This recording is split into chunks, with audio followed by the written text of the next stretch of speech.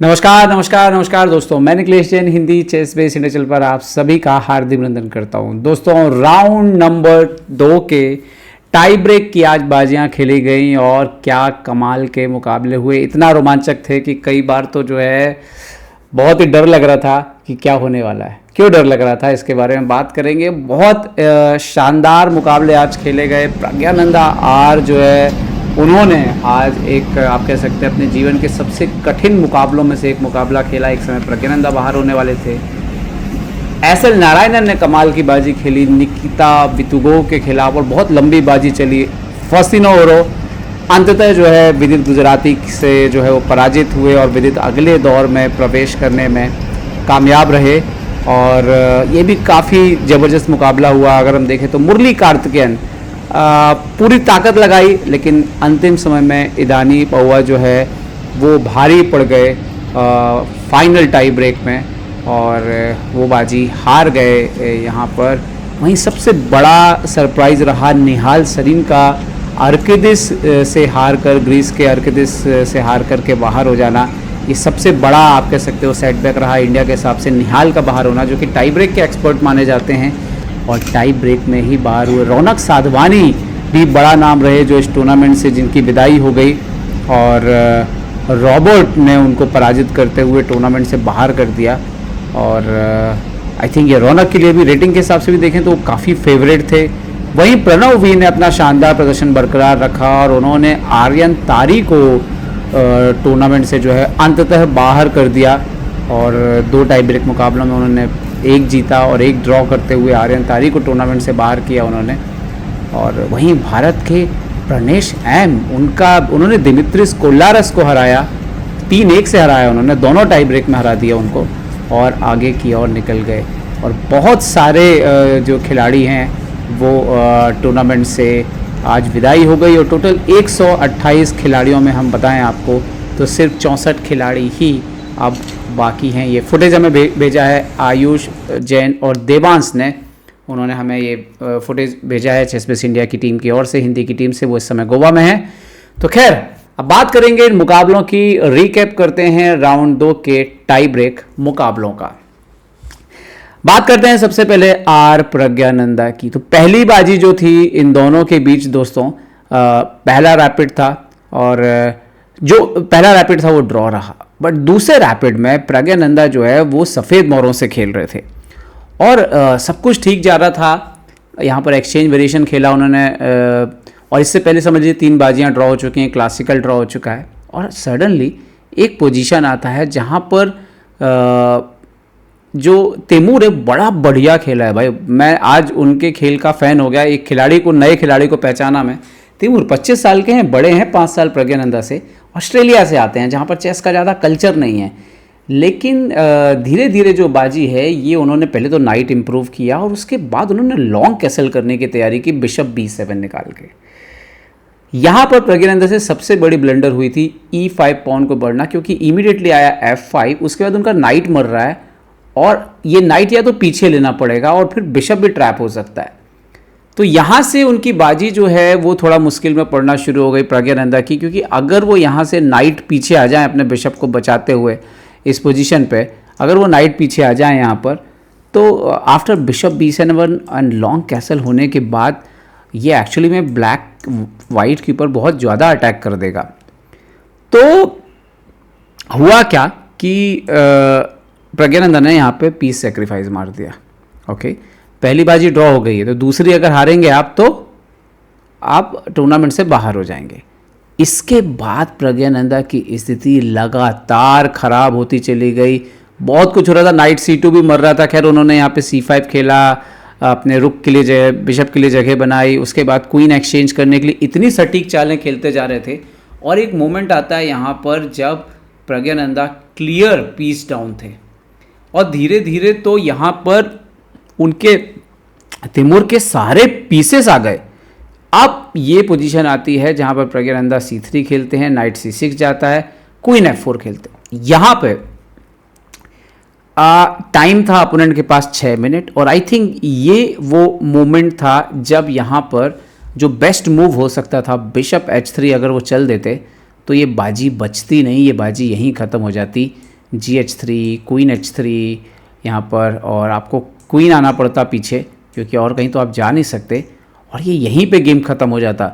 Night E5, it's like आप ठीक है, ये आप ज़रूर ऐसा लग रहा है कि कन्वर्ट कर रहे हैं, बट एक्चुअली पोजीशन काफ़ी ख़राब हो सकती है यहाँ पर, क्योंकि ऑलरेडी एक और पॉन भी मर रहा है यहाँ पर, तो रुक F3 भी नहीं आ सकते आप ज़्यादा से ज़्यादा जो है आप यहाँ पर ये खेलेंगे, बट नाइट G4 आ रहा है, तो एक्चुअली में आपको रुक बचाना पड़ेगा उस पोजीशन में, और आपको रुक F1 पीछे आना पड़ेगा। एंड आफ्टर नाइट D3 आप यहाँ पे देख सकते हो 2 पॉन अप है ब्लैक, और कोई यहाँ पे चांस नहीं बनता है प्रज्ञानंदा के लिए।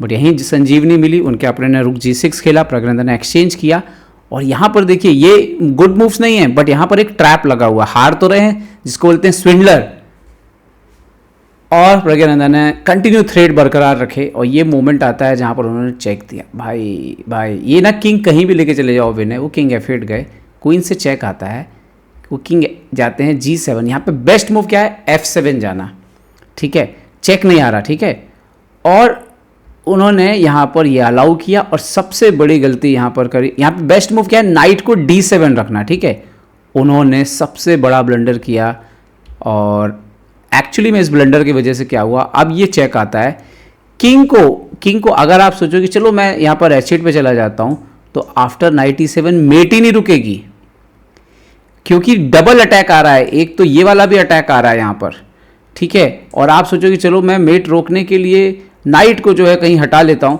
तो वो भी बड़ा प्रॉब्लमेटिक है, क्योंकि अगर आप नाइट को कहीं हटाएंगे तो क्वीन E5 चेक के बाद जो है वो गेम नहीं बचेगा। तो सडनली यहाँ पर प्रॉब्लम ये हो गया कि मेट इन थ्रेट लगने लग गए, नाइट ने ये 2 स्क्वायर कवर कर लिए, और यहाँ पर चेक देके यहाँ पर रिपीटेशन होके जो है वो मैच ड्रॉ हो गया। तो ये सबसे बड़ा आप कह सकते हो कि कमबैक था प्रज्ञानंदा का, जो मैंने भी देखा है अपनी लाइफ में। इतना बड़ा कमबैक मैंने कभी नहीं देखा, तो वन ऑफ द बेस्ट है ये, जिसमें बिल्कुल हारी हुई बाजी को भी प्रज्ञानंदा ने ड्रॉ करा लिया। और ये ड्रॉ होने से फ़ायदा ये हुआ कि इसके बाद फिर एक और अब अगले टाई ब्रेक में आप प्रवेश कर गए।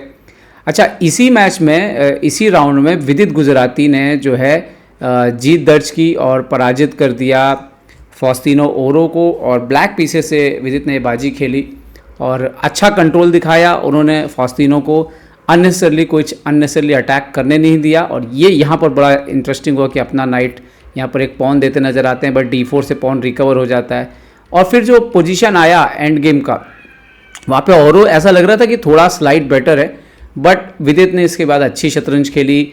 और एक मोमेंट में आपको बताता हूँ, नाइट E7, और यहाँ पर विदित ने सब बिशप A3 खेला, और इन्होंने बिशप C1 खेला, और ये एक्चुअली में यहीं से थोड़ा सा गड़बड़, ये बिशप का एक्सचेंज करना, और विदित का पोजीशन सडनली जो है वो अच्छा होने लग गया। और फिर जो माइनर पीसेस से प्ले था वहाँ पर विदित अच्छे रहे, क्योंकि पॉन स्ट्रक्चर ख़राब था।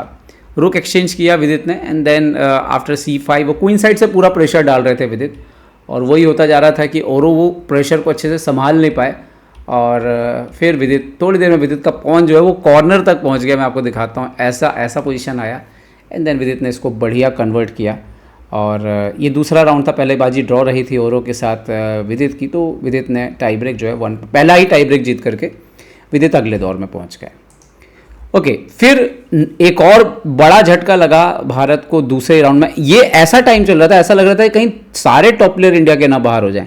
सबसे बड़ी झटका लगा निहाल सरीन का बाहर हो जाना। निहाल सरीन को पहला मैच निहाल हार गए थे, और दूसरा मैच जो है ये तो आई थिंक हाँ ये पहला ही राउंड था, टाई ब्रेक रैपिड 1। हाँ, निहाल के लिए पहला राउंड था, विदित का जो मैंने दिखाया वो दूसरा राउंड था। पहले राउंड में निहाल जो है वो कैसे हारे वो मैं आपको दिखाता हूँ। एक समय निहाल जो है पहले तो काफ़ी ज़ोरदार अटैक हुआ, अपोनेंट की पॉन H6 G6, भाई ये A6 और B6 में पहुँच गए थे। ये बहुत ज़बरदस्त पोजीशन बन चुकी थी। शुरुआत से ही जो है ओपनिंग ख़राब हो गई निहाल की। यहाँ पे बहुत तेज़ खेले बट ओपनिंग ख़राब हो गई। बट बड़ी बात ये थी कि उनके राजा को मेट होने से बच के निकाल के ले गए निहाल, और गेम में ऑलमोस्ट कमबैक हो गया। एक्सचेंज दे दिया उन्होंने, लेकिन गेम में कमबैक हो गया।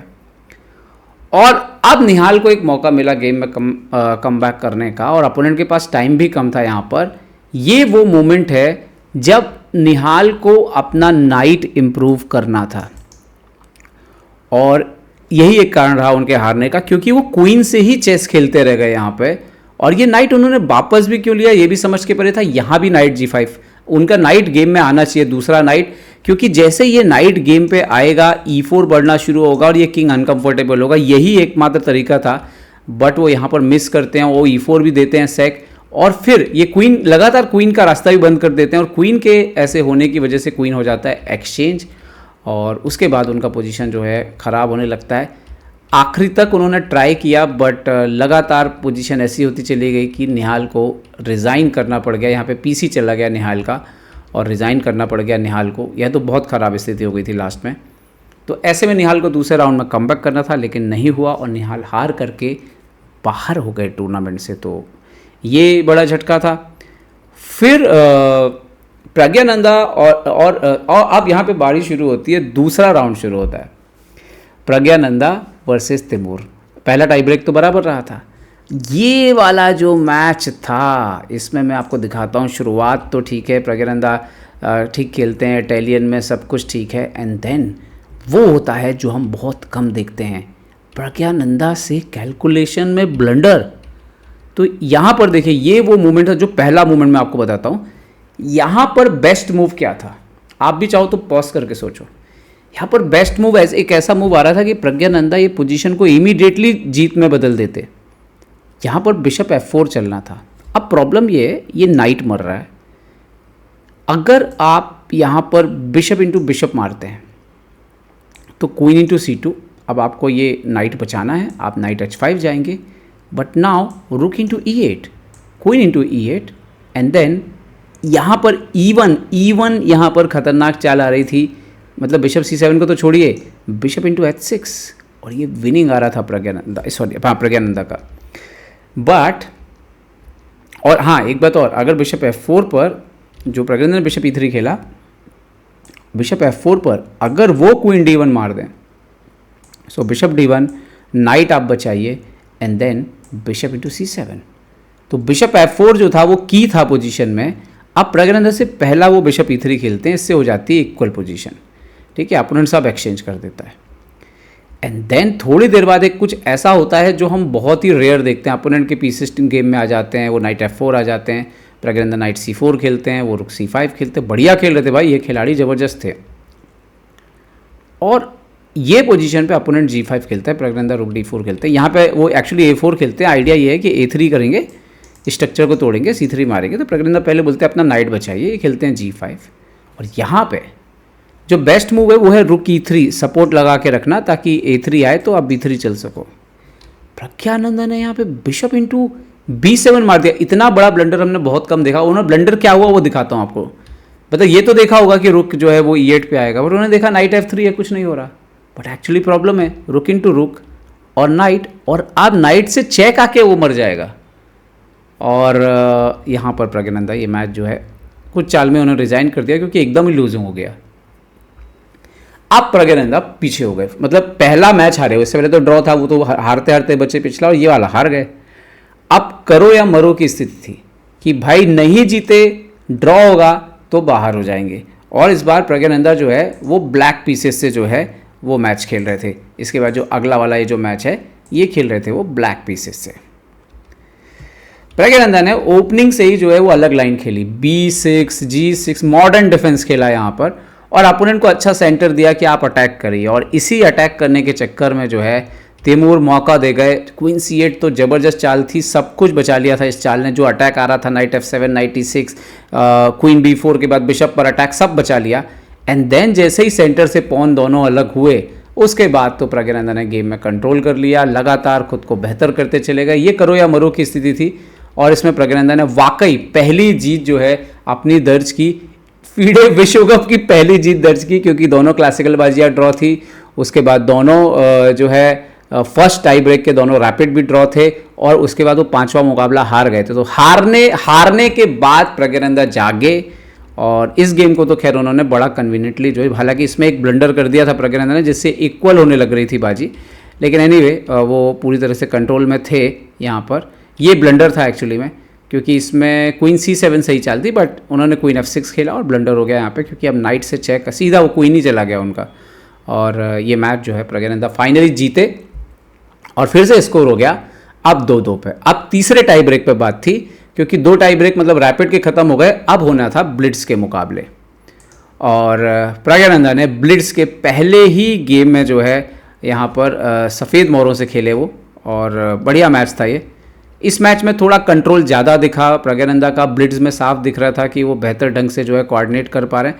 हालांकि 1-2 मिस्टेक हुए, बट हम उस पर ज़्यादा डिस्कशन पे नहीं जाएंगे, बट फिनिश कैसे हुआ उस पर बात करेंगे। तो थोड़ा वो एंड गेम में भी जाने से घबरा नहीं रहे थे।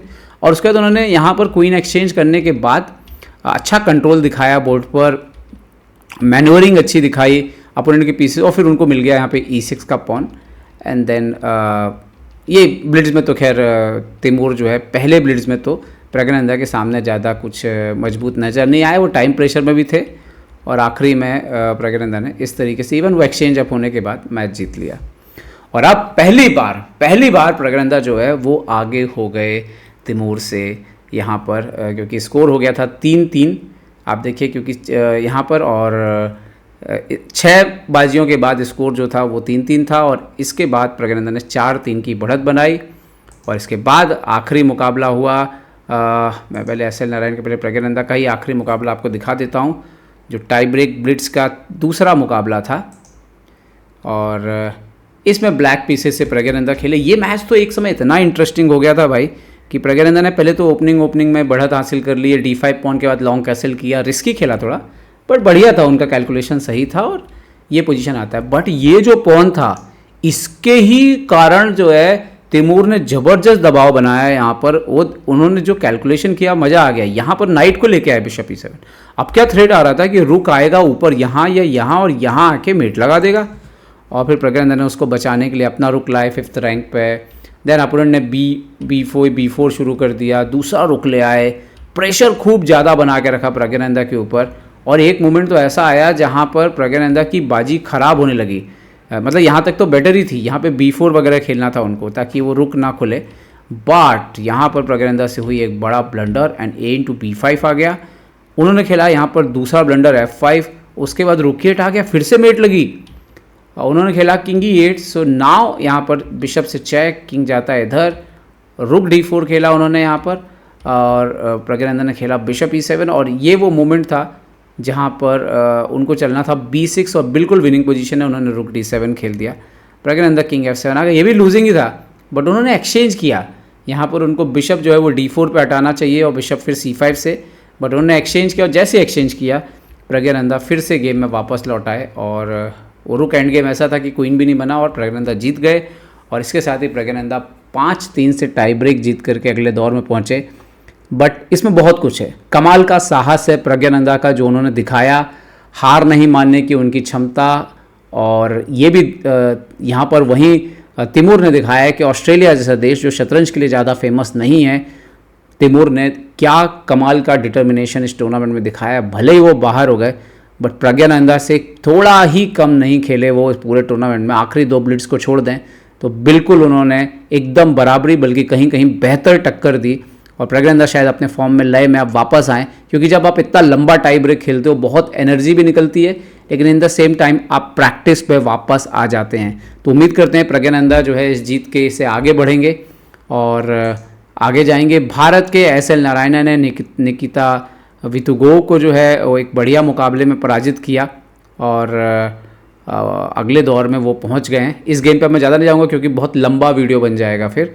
और SL को भी बधाई यहाँ पर, और प्रणेश भी पहुँच गए अगले दौर में, प्रणव भी पहुँच गए अगले दौर में, विदित पहुँच गए। और अनफॉर्चुनेटली रहा कि निहाल सरीन टूर्नामेंट से जो है दोस्तों बाहर हो गए। उम्मीद करता हूँ ये वीडियो आपको पसंद आया होगा।